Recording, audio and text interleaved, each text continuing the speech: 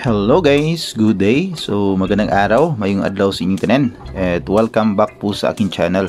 So ngayon ay meron po tayong barya dito. Ayan, so worth 1,000 pesos po ito. Mga 10 piso coins. Magko-coin hunting series po tayo ngayon. At medyo matagal din po tayong hindi nakapag-vlog. Pasensya na po kasi tumakbo po tayo bilang kagawa dito sa ating barangay. At we have a good news kasi panalo po tayo and worth it po yung matagal na panahon na hindi po tayo nakagawa po ng content, and at the same time po with a heavy heart ay medyo malungkot din po tayo kasi sa mga hindi pa po nakakaalam ay pumanaw po ang kaibigan, mentor po natin dito sa coin industry, si Ian Odon, si Sir Ian Odon aka Money Collector. Siya po ay pumanaw noong October 17 at sa mga taga-subaybay niya, kung mapapansin nyo po ay wala na po siyang bagong content. We are so saddened sa pagpanaw ng ating matalik na kaibigan, si Sir Ian Odon. Sir Money Collector, rest in peace po. Sana po ay makomfort ang iyong family sa iyong pagpanaw, biglaang pagpanaw. And napakalungkot po nung nalaman ko na pumanaw si Idol Ian Odon. Idol, maraming salamat sa paggabay nyo po sa aking channel. Kung hindi dahil sa inyo ay wala po ako dito sa YouTube. Hindi po magiging successful itong aking coin channel, pati na rin sa isa ko pang channel na ikaw po yung nag-push sa akin na gumawa pa, hindi mag-focus sa isa lamang channel. So, maraming salamat po Sir Idol Ian Odon aka Money Collector, isang napakamatalik na kaibigan, isang kuya, a very close friend of mine. Siya po talaga yung pinaka-close ko po dito sa coin industry. So paalam sir, maraming salamat talaga. Rest in peace Money Collector. So balik tayo guys.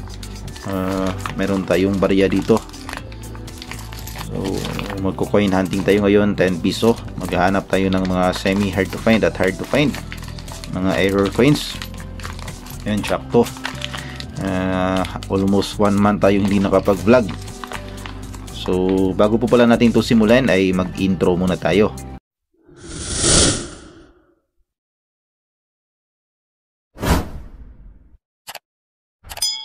Ayan, hello po sa inyong lahat. So meron nga po tayong barya dito.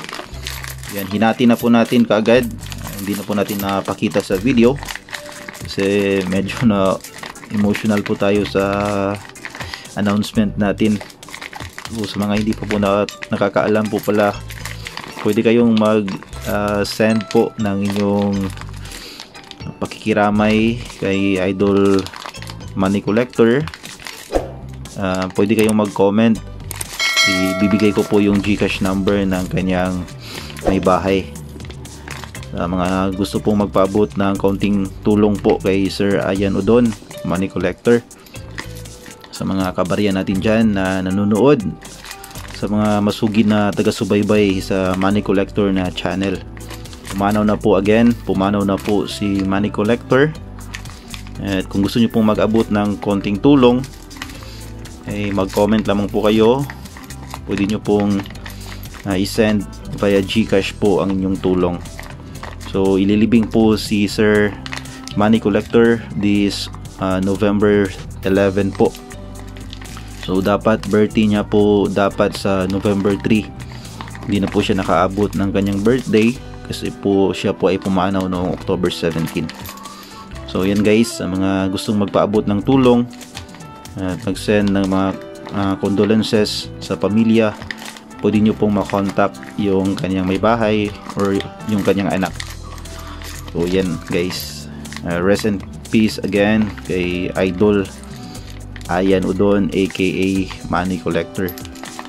So meron nga po tayong barya dito guys, mga 10 piso coins po ito. Yan, magpo-coin hunting tayo.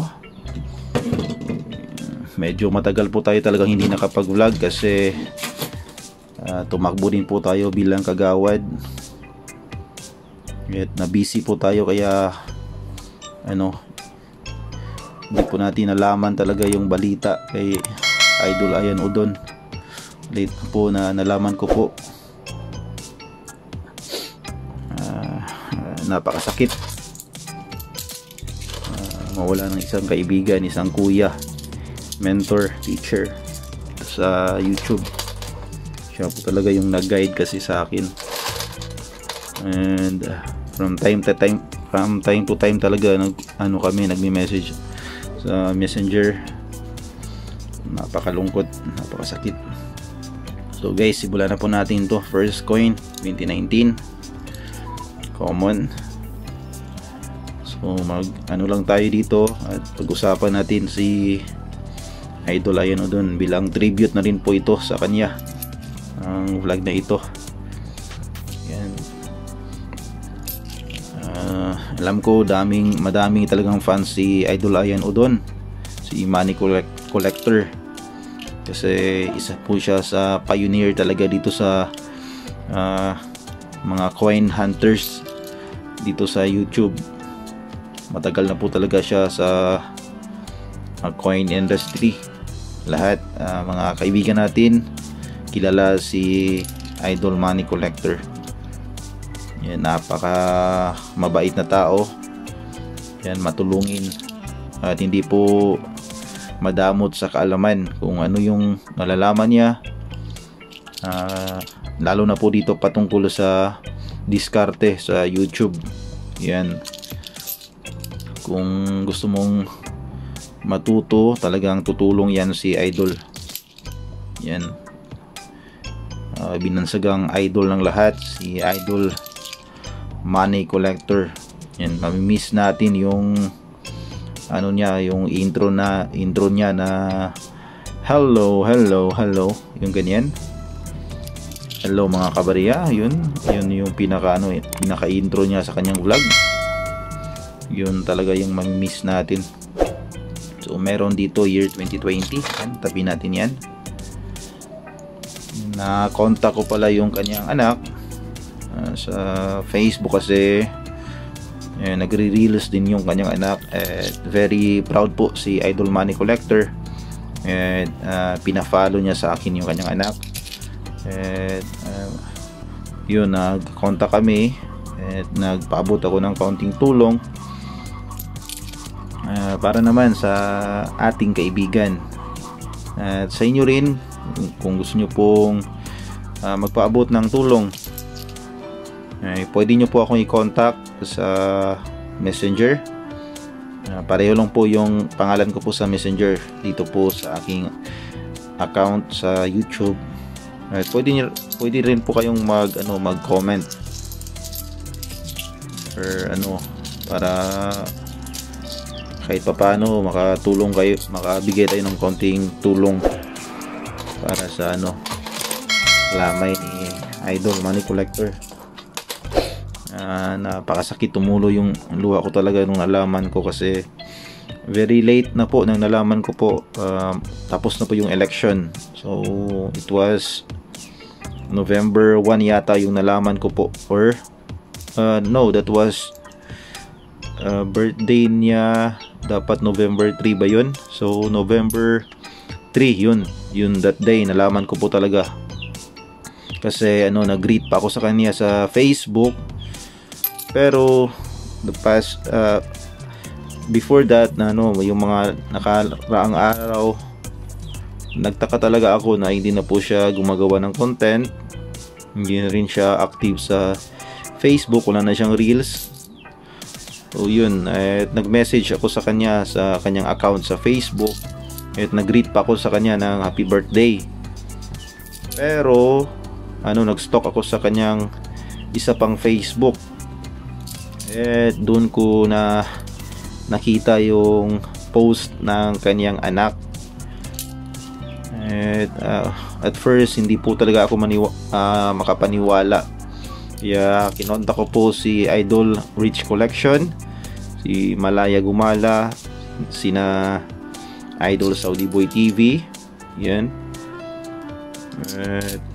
Pati rin sila hindi nila alam si Bruce Collection, yan.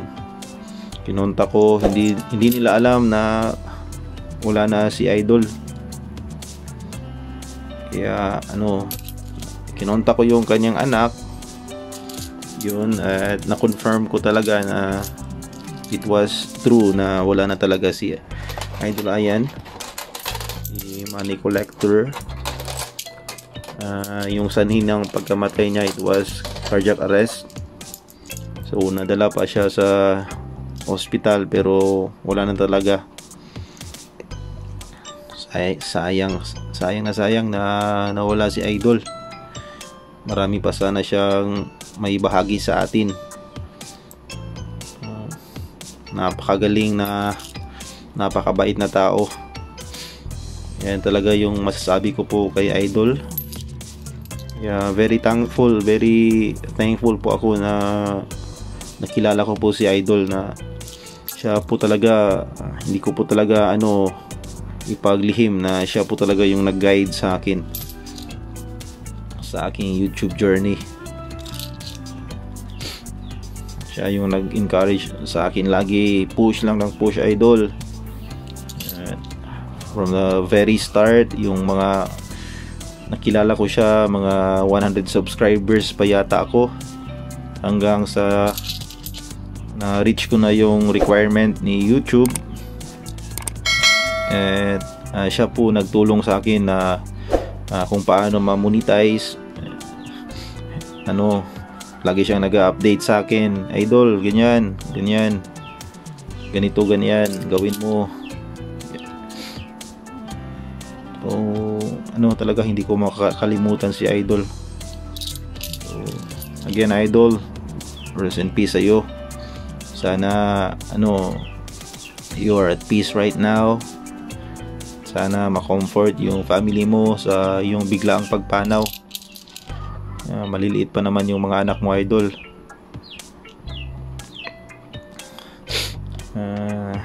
Napaka talaga, grabe yung buhay, hindi natin malalaman talaga yung hiram na buhay natin, kung kailan tayo kukunin yung hiram na buhay natin. So ganyan, let us cherish every moment, let us be happy, positive lang tayo, guys.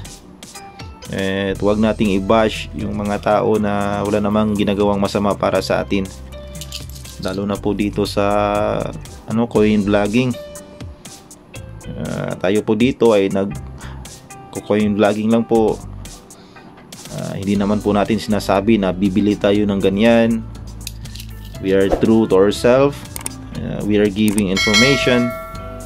So sana naman intindihin ng mga tao na we are just people na ganyan. Hindi po dapat tayo mang-bash, lalo na po magbitaw ng mga masasakit na salita. So ayan, guys, natapos na ang ating coin hunting. So, pasensya na po kayo kasi emotional yung pagbabalik natin. Dapat sana masaya kasi nanalo tayo sa election, pero at the same time we are broken. We lost a friend, a very close friend, kuya or tatay, Idol. So again, update na lang natin itong year 2020, guys. Itong na lang siguro, year 2002, or ano bang i-update natin ngayon?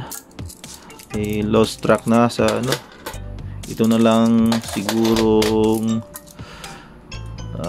year 2010. So siguro itong year 2010 update natin. Yan, punta tayo sa Numista. Ayan. So ito po yung pinaka-source natin in n.nubista.com. Punta tayo agad sa year 2010. So ayan guys, so year 2010 may dalawang uri, may reverse 3A at reverse 3B. So reverse 3A 1.1% ang kasalukuyang percentage at wala po siyang price appraisal as of the moment. So hindi natin alam kung ano tong hawak natin, A ba or B. Sa reverse 3B kasi ay 17%. Mas malaking percentage pero may value po siya dito. Kompleto po from very good to uncirculated. So very good 11, fine condition 28, very fine 38 to extra fine 38 pesos.